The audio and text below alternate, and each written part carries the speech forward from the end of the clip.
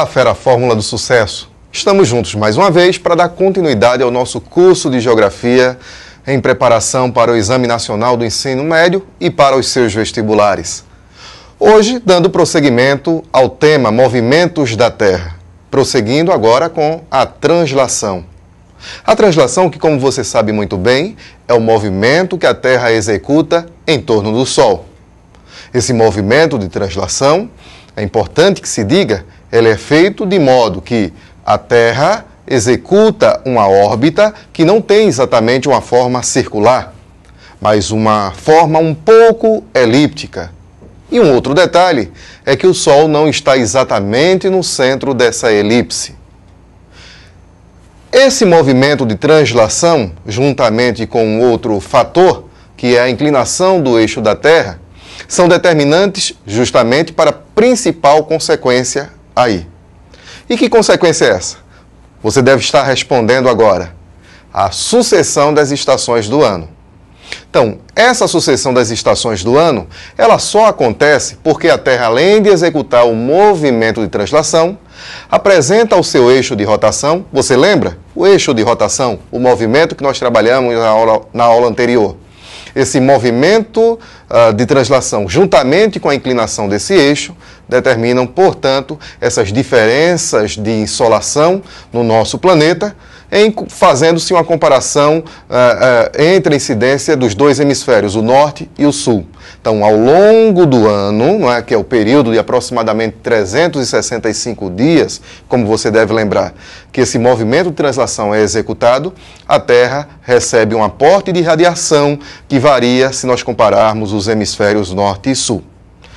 Gostaria de chamar a sua atenção para a seguinte imagem que eu apresento agora. Olho na tela. Você observa aqui, nesta imagem, uma ilustração acerca de 4 momentos em que a Terra está na sua órbita em torno do Sol, apresentando aí, em todos esses momentos, sempre certa inclinação do seu eixo, indicado pela seta, em relação à órbita, indicada pelo tracejado pontilhado, que representa justamente essa trajetória ou caminho do nosso planeta em torno do Sol. Então, os diferentes pontos que a Terra ocupa nessa órbita, que também pode ser chamada de eclíptica, portanto, órbita ou eclíptica, ele se soma a um outro fator, que aparece agora nesta tela, que é a inclinação do eixo de rotação, representado por esta linha amarela, não é? O eixo em torno do qual a Terra executa aquele movimento diário. Essa inclinação em relação ao plano da órbita, portanto, é um dos fatores determinantes para a sucessão das estações do ano. Suponhamos que este eixo apresentasse a inclinação indicada aqui na figura e a Terra estivesse parada, não houvesse percurso, não houvesse órbita. O que é que teríamos então?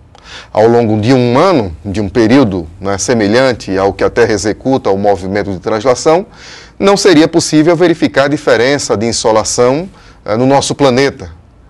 Essa insolação seria constante em qualquer latitude que se estivesse. Ou seja, a quantidade de insolação recebida em determinado ponto do planeta ao longo do ano não variaria. Mas se somarmos esta inclinação ao fato da Terra ocupar diferentes pontos na órbita, isso determina, então, que o aporte de radiação ele seja diferenciado. Bom, observando o valor da inclinação, nós temos aqui, você observa comigo, uma inclinação de 23 graus e 27 minutos do eixo. E esse ângulo de 23 graus e 27 minutos é em relação, justamente, a uma linha ou referencial perpendicular ao plano da órbita, que você observa aqui sendo denominado de eixo azimutal. Então, o que vem a ser o eixo azimutal? Ele é o eixo, justamente, que aparece como uma linha imaginária traçada perpendicularmente ao plano da órbita terrestre, indicada aqui num tracejado horizontal. Então, como a Terra está assim um pouco inclinada, isto faz com que, obviamente, a insolação no nosso planeta, ela se diferencia ao longo do ano, ao longo desse caminho percorrido na órbita, entre os hemisférios norte e sul. De modo que em determinados períodos do ano, um dos hemisférios estará mais iluminado. Em outros períodos, essa iluminação será praticamente equivalente. Vamos dar uma observada aqui em uma outra ilustração. Observe agora. Nós temos retratados dois momentos em que os raios solares estão incidindo na Terra de forma diferenciada. Essa diferenciação, portanto, ela vai ser determinante para que as estações do ano se sucedam. No lado esquerdo, note que a radiação solar está sendo perpendicular ao hemisfério norte, mais precisamente ao Trópico de Câncer.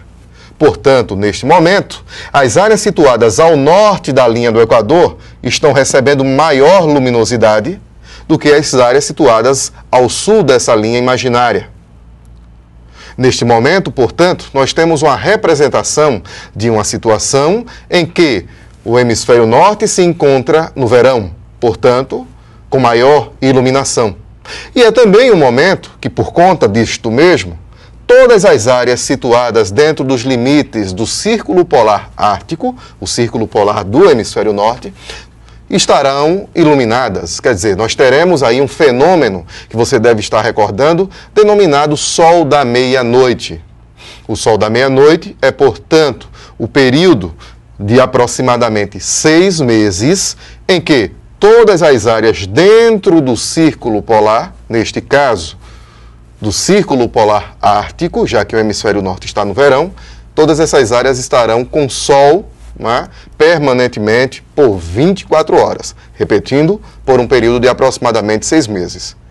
Por outra, o hemisfério sul, onde nós temos uma menor luminosidade, neste momento, estará percebendo, portanto, né, dias mais curtos, noites mais duradouras, e as regiões dentro do Círculo Polar Antártico estarão, né, aí na escuridão por um período de aproximadamente 6 meses. Quer dizer, o período em que aproximadamente, né, de 6 meses nós teremos o Sol da meia-noite na região polar ártica, neste momento do ano, na região polar antártica nós teremos, portanto, a noite também bastante longa, aí de aproximadamente 6 meses, ou seja, por um período equivalente. Reforçando, portanto, durante o período indicado, em que os raios solares estão incidindo principalmente no hemisfério norte, de forma perpendicular no Trópico de Câncer, os dias são mais longos que as noites neste hemisfério, no hemisfério setentrional ou hemisfério boreal, como nós vimos noutra aula. Já no hemisfério sul, também chamado de hemisfério meridional ou hemisfério hemisfério austral, nós teremos aí, né, portanto, noites mais longas que o dia, o que caracteriza o inverno. Vale salientar, no entanto, que quando nós consideramos essa diferença na duração dos dias e noites, ela só é mais perceptível nas latitudes a partir dos trópicos, a partir dos 23 graus aproximadamente. Em latitudes mais próximas à linha do Equador, essa diferenciação na luminosidade ela não é tão verificada. Fato com que faz com que algumas áreas do planeta, portanto, não vivenciem a sucessão natural das estações do ano. É o que ocorre, por exemplo, nas regiões norte e nordeste do país. Nós não temos a diferenciação da sazonalidade, ou seja, dessa sucessão das estações, que é possível se perceber, por exemplo, em boa parte da região sudeste, também no sul do centro-oeste e na própria região sul do país. Voltemos agora à ilustração. Observe agora na metade direita, aqui do quadro, que temos uma condição em que a radiação solar, diferentemente, né, do lado esquerdo, está incidindo sobretudo no hemisfério sul, mais precisamente, mais intensamente, no Trópico de Capricórnio. Observe, o Trópico de Capricórnio, portanto, está recebendo incidência solar direta, o que já indica automaticamente que o hemisfério sul está no verão. Portanto, o hemisfério norte encontra-se no inverno. Neste momento, os dias estão mais longos no hemisfério meridional e mais curtos no hemisfério setentrional. Aquele mesmo fenômeno do sol da meia-noite, que a gente fez referência agora há pouco, não é? Esse fenômeno estará sendo verificado aqui, né, na região sul do planeta, mais precisamente no Círculo Polar Antártico, ao passo que nós teremos uma longa noite, aquela mesma noite que dura aproximadamente 6 meses, na região polar ártica. Portanto, temos aqui caracterizados 2 momentos que, se você for buscar um pouquinho lá na sua memória, deverá recordar. O nome dos momentos astronômicos em que dias e noites têm duração desigual, em que nós temos, não é, uma caracterização, não é, do inverno, do verão, estação mais quente, estação mais fria, fenômeno do sol da meia-noite. Esses momentos astronômicos aí você deve estar buscando aí, né, na sua mente agora. Eles são chamados de, isto fera, solstícios, não é? É quando um dos hemisférios está mais iluminado, coincidência solar direta, portanto, em um dos trópicos, ou seja, mais intensamente em um dos hemisférios. Muito bem. Vamos prosseguir agora com uma outra ilustração. Acompanhe comigo.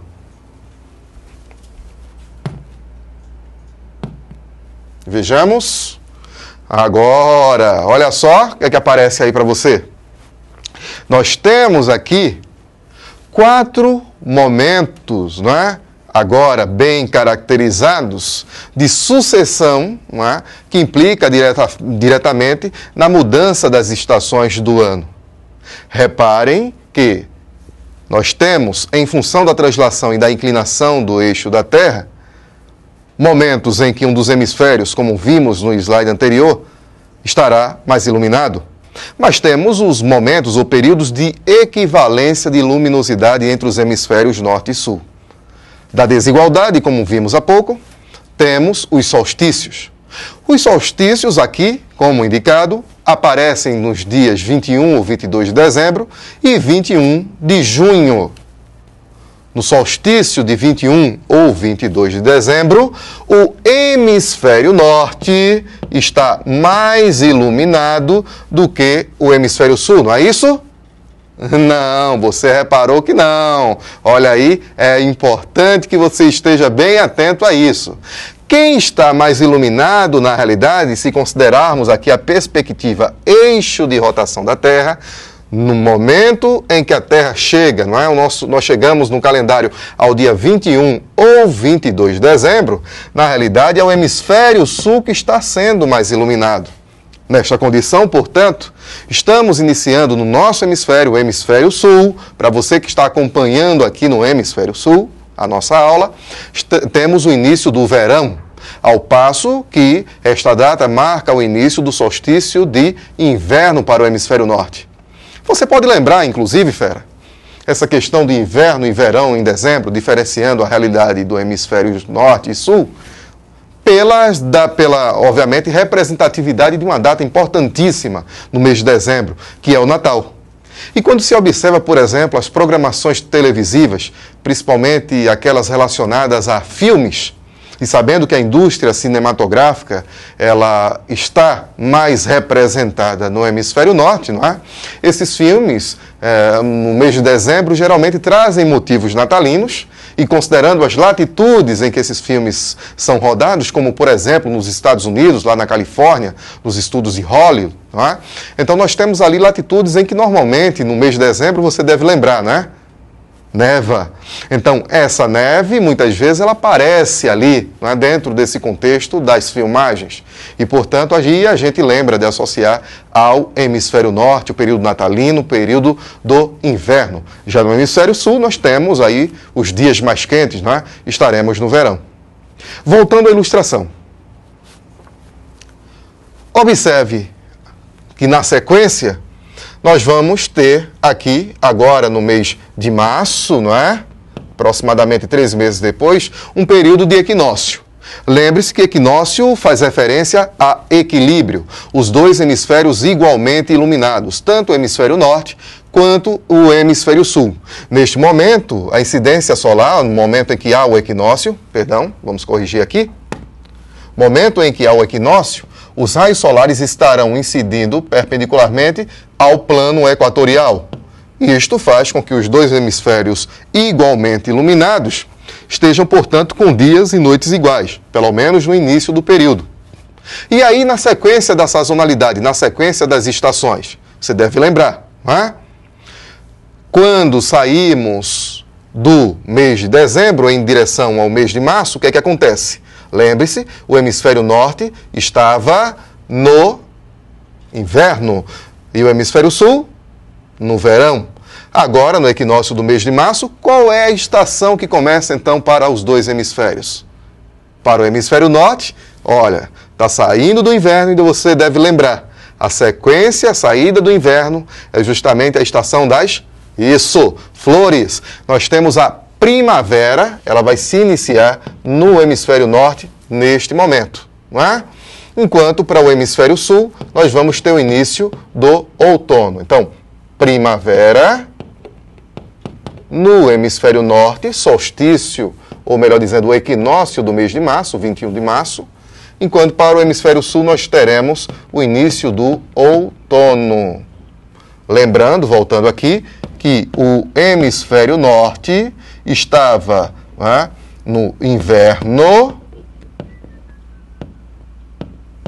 e o hemisfério sul estava no verão, lá a partir do dia 21 de dezembro. Na sequência, olha só, vejam, observem aqui na figura, que todo equinócio é sucedido por um solstício e vice-versa. Portanto, eles se intercalam.